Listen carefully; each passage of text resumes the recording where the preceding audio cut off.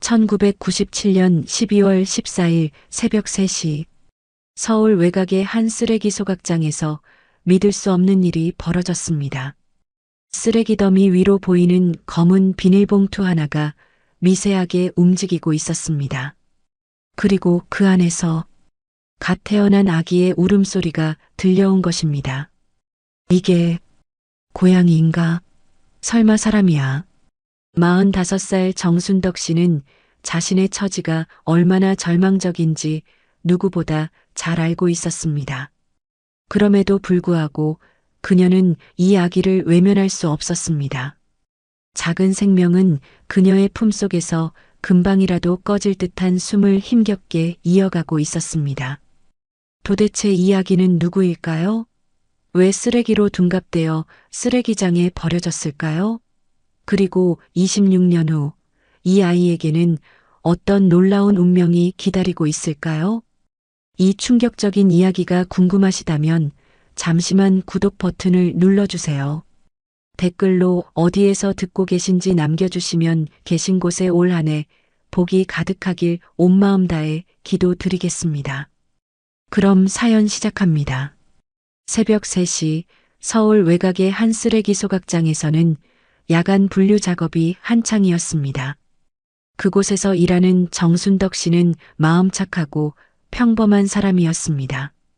IMF 직후 실직한 이후 이곳에서 야간 분류직으로 생계를 이어가고 있었습니다.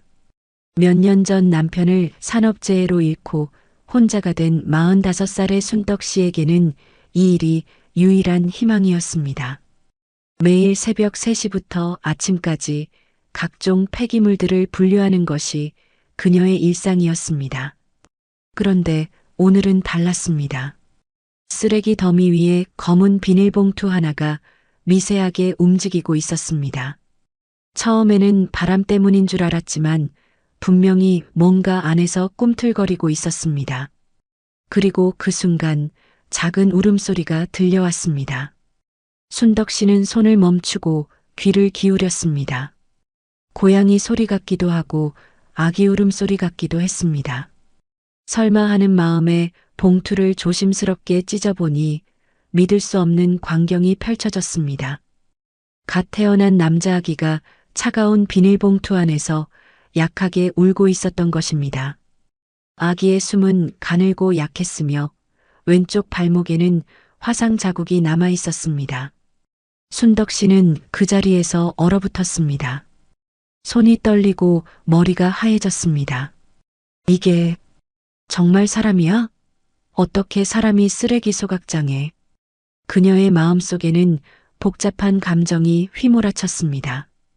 45살의 여자 홀로 아이를 키운다는 것은 상상만 해도 힘든 일이었습니다.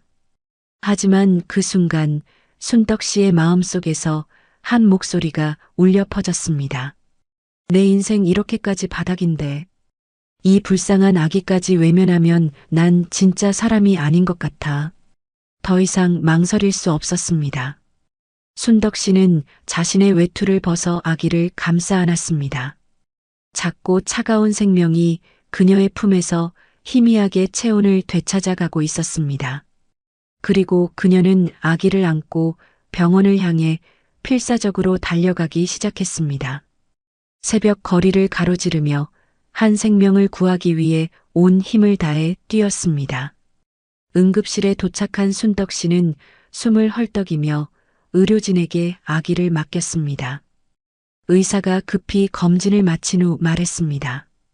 조금만 늦었으면 이 아이 못 살렸어요. 정말 다행입니다. 순덕 씨는 병원 침대 옆에서 작고 연약한 아기를 내려다보았습니다. 산소 마스크를 쓰고 있는 아기의 모습을 보며 그녀는 조용히 중얼거렸습니다. 넌 오늘 2번 태어난 거야. 응급실에서 아기의 상태가 안정되자 경찰이 도착했습니다. 담당 경찰관이 순덕 씨에게 차분하게 설명했습니다. 유기된 아이는 일단 신고 접수 후 고아원으로 이송하는 게 절차입니다. 그 말을 들은 순덕 씨는 가슴이 철렁 내려앉았습니다. 몇 시간 전까지만 해도 남의 일이었던 것이 어느새 자신의 인생을 좌우하는 선택의 순간이 되어 있었습니다. 경찰관이 보호자 서류를 내밀며 말했습니다. 만약 본인이 직접 키우시겠다면 여기 서명하시면 됩니다.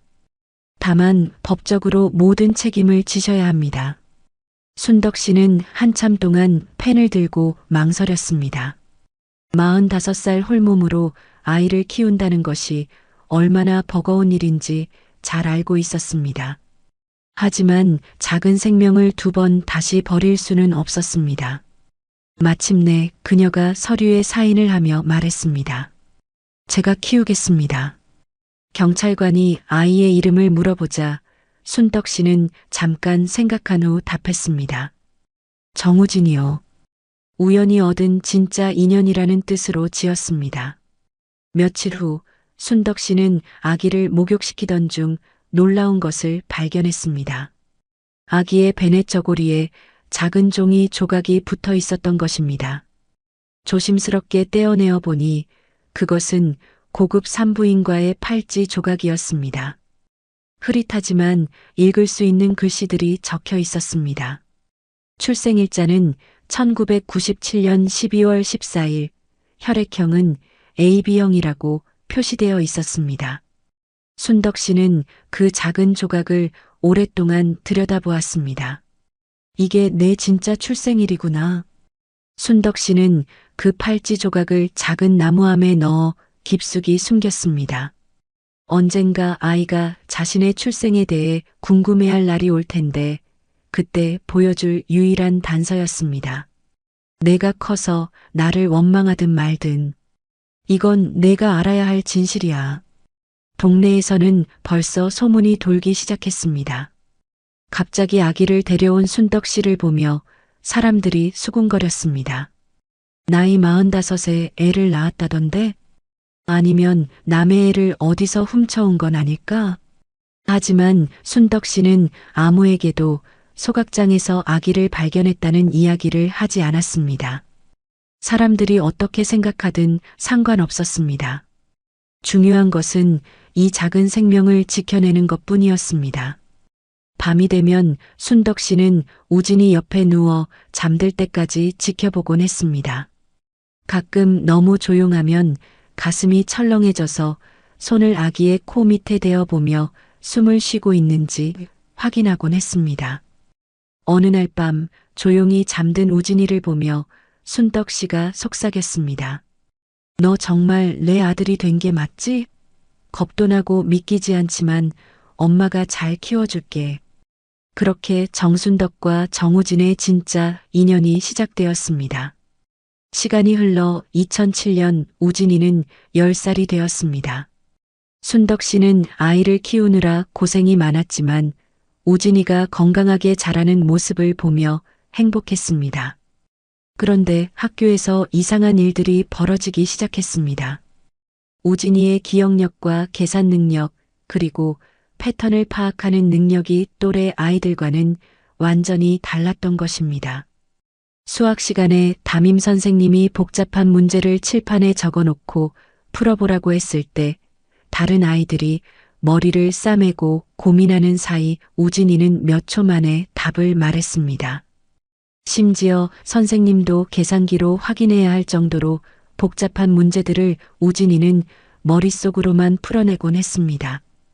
처음에는 담임 선생님도 믿기지 않았지만 계속 반복되자 놀라지 않을 수 없었습니다.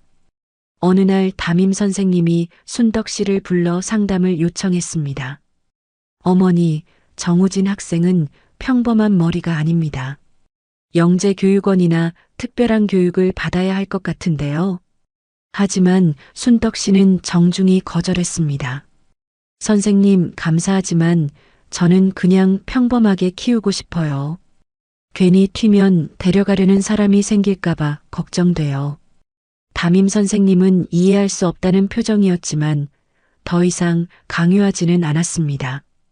한편 우진이는 자신의 출생에 대해 전혀 숨기지 않았습니다. 친구들에게 당당하게 말하곤 했습니다.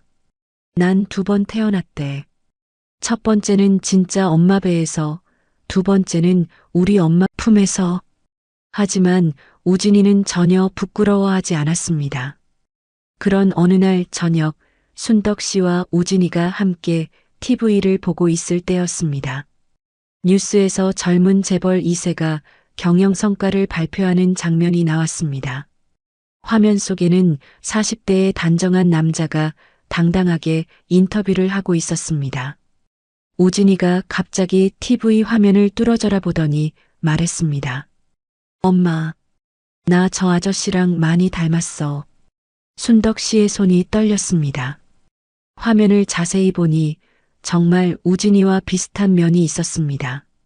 왼손잡이인 것도, 말할 때 끝을 살짝 흐리는 습관도, 심지어 냄새에 예민하게 반응하는 모습까지도 말이죠. 뉴스 자막에는 대성그룹 강태호 부회장이라고 적혀 있었습니다. 우진아, 그냥 비슷한 거겠지. 세상에는 닮은 사람들이 많다더라. 순덕 씨는 애써 태어난 척했지만 마음은 복잡해졌습니다. 그날 밤 우진이가 잠든 후 순덕 씨는 나무함을 꺼내려다가 다시 넣었습니다. 아직은 아니야. 너무 이르다. 시간이 다시 흘러 2023년 우진이는 26살의 청년이 되었습니다. 대학을 졸업한 후 취업을 준비하던 그는 운명처럼 대성그룹의 인턴 공고를 보게 되었습니다. 데이터 분석과 회계 보조 업무를 담당하는 인턴직이었는데 우진이의 뛰어난 능력으로는 충분히 할 수 있는 일이었습니다.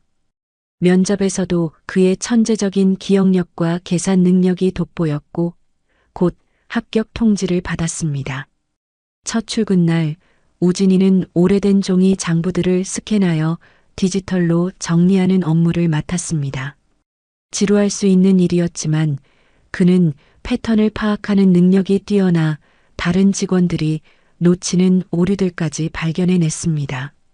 그런데 며칠 후 우진이는 이상한 기록을 발견했습니다. 1997년 12월 관련 파일들을 정리하던 중 유독 14일에만 거액의 특별 처리비가 기록되어 있었던 것입니다. 특수 의료 폐기물 긴급 외주 처리라는 항목이었는데 IMF 직후라 모든 비용을 줄이던 시기에 왜 이런 거액이 지출되었는지 이해할 수 없었습니다. 더 이상한 것은 처리 업체가 자신이 태어난 바로 그 소각장이라는 점이었습니다.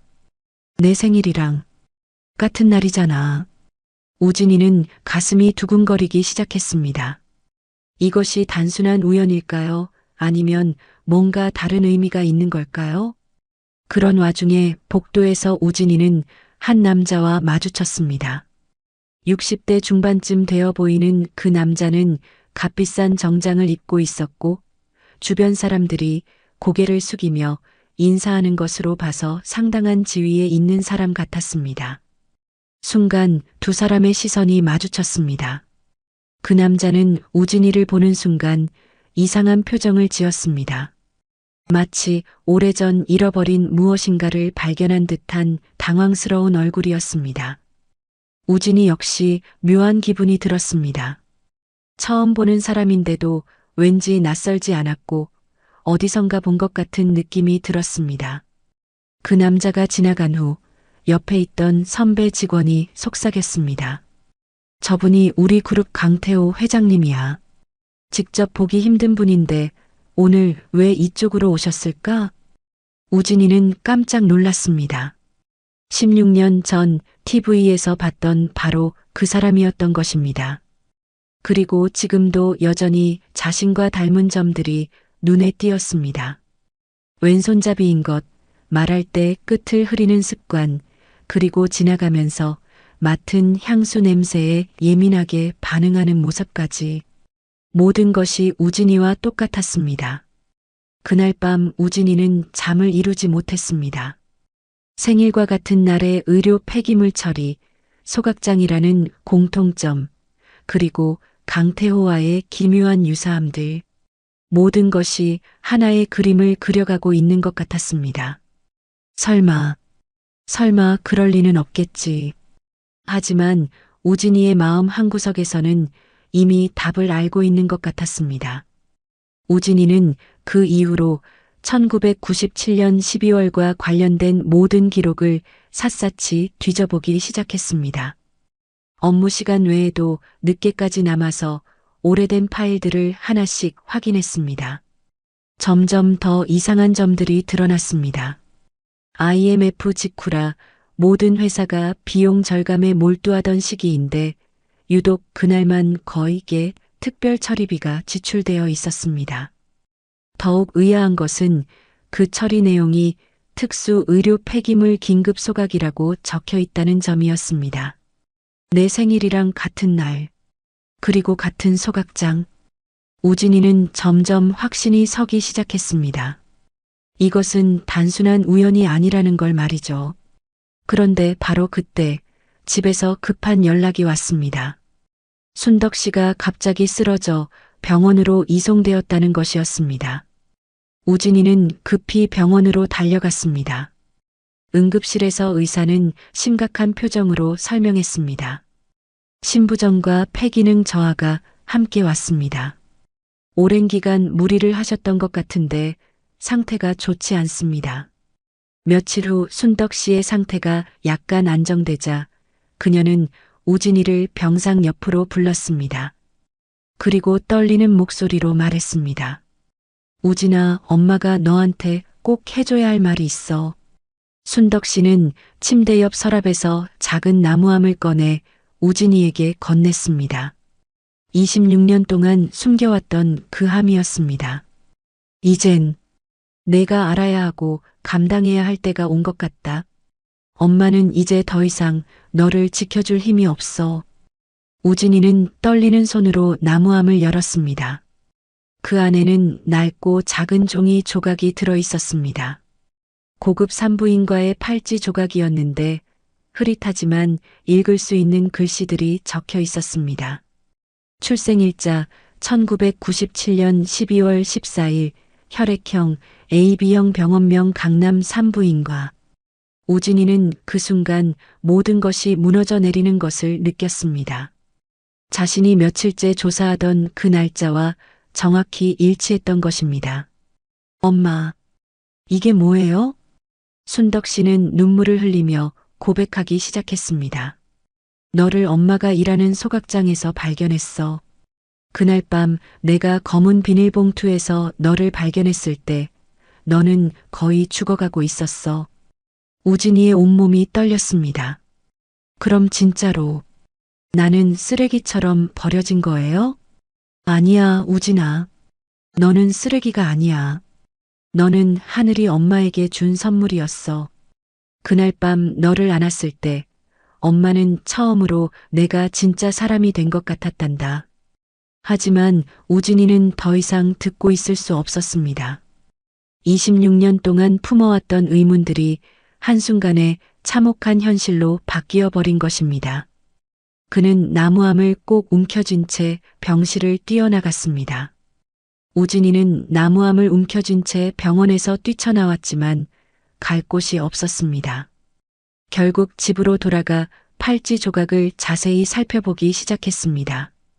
흐릿하지만 읽을 수 있는 병원명을 실마리로 우진이는 인터넷을 뒤져 그 산부인과를 찾아냈습니다. 다행히 아직 운영 중인 병원이었습니다. 다음 날 우진이는 그 병원을 찾아갔습니다. 1997년 12월 14일의 출생 기록을 찾고 싶다고 했지만 병원 측에서는 개인정보라며 거절했습니다. 하지만 우진이는 포기하지 않았습니다. 며칠에 걸쳐 병원 관계자들을 만나고 자신의 사정을 설명한 끝에 마침내 당시 간호사였던 한 여성을 만날 수 있었습니다. 그 간호사는 우진이를 보자마자 놀란 표정을 지었습니다. 아, 정말 많이 닮으셨네요. 그때 그분하고. 그녀는 조심스럽게 당시 상황을 설명해 주었습니다. 1997년 12월 14일 비밀 출산이었다는 것, 그리고 아기가 태어나자마자 사망 처리되었다는 것, 그 후 의료 폐기물로 인계되었다는 충격적인 사실들이었습니다. 산모는 누구였나요? 대성그룹과 관련 있는 분이었어요. 당시 강태호 부회장님의 특별한 관계셨다고 들었습니다. 우진이는 그 순간 모든 퍼즐이 맞춰지는 것을 느꼈습니다. 강태호, 대성그룹, 의료 폐기물 처리, 모든 것이 연결되어 있었던 것입니다. 확실히 하기 위해 우진이는 DNA 검사를 받기로 결심했습니다. 강태호의 DNA 샘플을 구하는 것은 어렵지 않았습니다. 회사 화장실에서 그가 사용한 양치컵을 몰래 가져왔기 때문입니다. 며칠 후 검사 결과가 나왔습니다. 우진이는 떨리는 손으로 결과서를 받아들었습니다. 부자관계 확률 99.99%. 우진이는 그 자리에서 주저앉았습니다. 그럼 난 정말로 쓰레기처럼 버려진 거야? 한편 같은 시각 강태호 역시 이 모든 사실을 알게 되었습니다. 우진이가 자신의 DNA를 몰래 채취한 것을 알아차린 그는 뒤늦게 자신도 검사를 의뢰했고 같은 결과를 받았던 것입니다. 강태호는 사무실에서 혼자 중얼거렸습니다. 그 애가 살아있었다고? 그는 26년 전을 떠올렸습니다. 당시 본처와의 결혼 생활을 지키기 위해 그리고 그룹 승계에 방해가 될 스캔들을 막기 위해 내린 냉혹한 결정을 말이죠. 신생아를 의료 폐기물로 처리하라고 지시했던 그 순간을 그는 평생 잊지 못하고 있었습니다. 난 그 애가 이미 소각장에서 태워 없어진 줄 알고 26년을 살았다. 강태호는 고개를 떨구었습니다. 자신이 버린 아들이 지금 자신의 회사에서 일하고 있다는 아이러니한 상황에 마주한 것입니다. 며칠 후 우진이에게 강태호 회장에게서 연락이 왔습니다. 둘이 만나서 이야기를 하고 싶다는 내용이었습니다. 우진이는 마음의 준비를 하고 약속 장소로 향했습니다. 조용한 카페에서 마주 앉은 두 사람. 오랜 침묵이 흐른 후 강태호가 먼저 입을 열었습니다. 내가 내 아버지다. 우진이는 이미 알고 있던 사실이었지만 당사자의 입에서 직접 듣는 것은 또 다른 충격이었습니다. 강태호는 떨리는 목소리로 26년 전의 일들을 고백하기 시작했습니다. 그때 난 그룹 승계를 앞두고 있었다. 본처와의 결혼도 지켜야 했고 어떤 스캔들도 용납할 수 없는 상황이었어. 그는 고개를 떨구며 계속했습니다. 너의 어머니는 내가 사랑했던 사람이었지만 그 사랑을 지킬 용기가 없었다. 그래서 내가 태어났을 때, 그래서 저를 의료 폐기물로 처리하라고 지시하신 거군요. 우진이의 목소리는 차갑고 단호했습니다. 미안하다. 정말 미안하다. 강태호는 눈물을 흘리며 고백했습니다.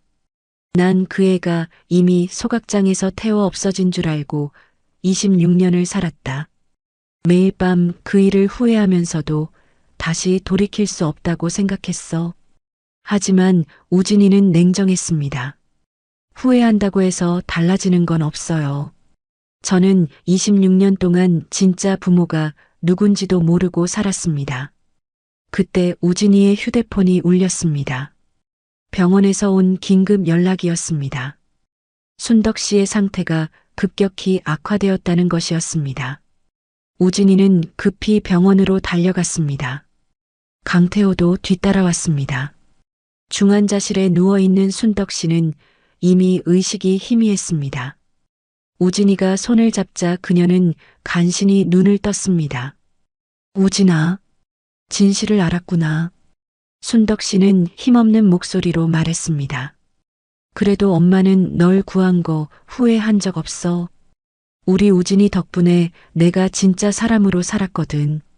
너를 키우면서 엄마는 정말 행복했어. 우진이는 오열하며 말했습니다. 엄마가 나의 진짜 엄마예요. 피로 이어진 사람만이 부모가 아니라 사랑으로 키워준 분이 진짜 부모예요. 순덕 씨는 미소를 지으며 우진이의 손을 꼭 잡았습니다. 고마워. 우진아. 엄마를 사람으로 만들어줘서. 그날 밤 정순덕 씨는 조용히 숨을 거두었습니다. 병실 밖에서 지켜보던 강태호 회장은 자신이 버린 아들을 26년 동안 진짜 사랑으로 키워준 그 여인에게 깊은 감사와 존경을 표했습니다. 그리고 동시에 자신이 얼마나 큰 죄를 지었는지 뼈저리게 느꼈습니다. 순덕 씨의 장례식은 조용히 치러졌습니다. 많은 사람이 오지는 않았지만 소각장에서 함께 일했던 동료들과 동네 사람들이 마지막 인사를 하러 왔습니다. 장례식이 끝난 후 강태호가 우진이에게 다가왔습니다. 우진아, 이제라도 내가 있어야 할 자리로 돌아오지 않겠니? 강태호는 호적 정리, 상속권, 그리고 그룹 후계자 자리까지 제안했습니다. 하지만 우진이의 대답은 단호했습니다. 아버지는 저를 버린 사람이고 엄마는 저를 살린 사람입니다. 저에게는 이미 부모가 있었어요. 우진이는 계속해서 자신의 조건을 제시했습니다. 만약 정말로 속죄하고 싶으시다면 3가지를 해주세요. 첫 번째, 1997년 의료 폐기물 은폐 사건을 공식적으로 인정할 것. 두 번째, 관련자들에 대한 법적 처벌을 받아들일 것. 세 번째, 소각장에서 일하는 노동자들을 위한 복지기금을 설립할 것. 그게 엄마와 저, 그리고 버려진 모든 생명들에 대한 최소한의 예의입니다. 강태호는 한참을 고민하다가 결국 고개를 끄덕였습니다. 며칠 후 대성그룹은 기자회견을 열었습니다. 그런데 연단에 선 것은 강태호가 아니라 우진이었습니다. 안녕하세요. 저는 정우진입니다. 우진이는 차분하지만 단호한 목소리로 26년 전의 진실을 모두 공개했습니다. 신생아를 의료 폐기물로 처리한 사건, 그리고 그 아이가 바로 자신이라는 충격적인 사실까지 말이죠. 기자회견장은 순식간에 아수라장이 되었습니다. 플래시가 터지고 기자들이 웅성거리는 가운데 강태호는 연단 뒤에서 얼굴을 감싸며 무너져 내렸습니다. 그 애를 의료 폐기물로 넘겨서 소각장에 보냈습니다. 이 사건으로 대성그룹은 큰 타격을 받았습니다. 강태호는 모든 책임을 지고 물러났고 그룹은 사실상 해체 수순에 들어갔습니다.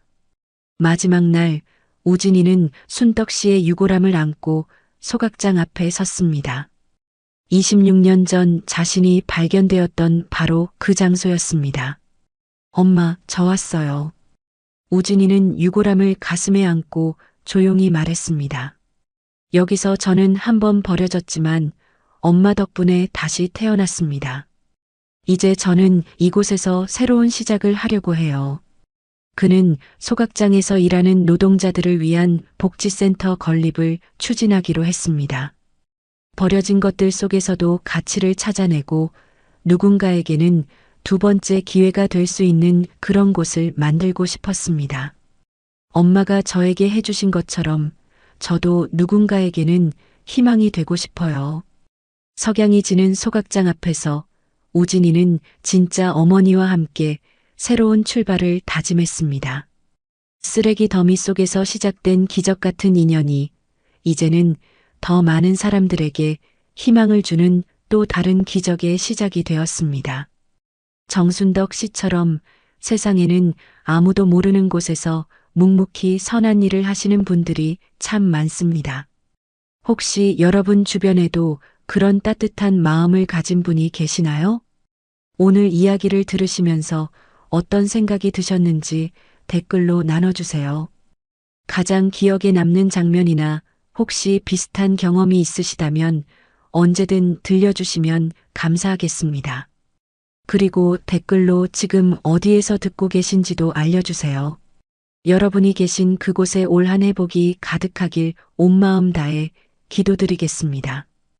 구독 버튼과 알림 설정을 눌러주시면 새로운 이야기를 가장 먼저 만나보실 수 있어요. 좋아요 한 번이면 더 많은 분들께 따뜻한 이야기를 전할 수 있답니다.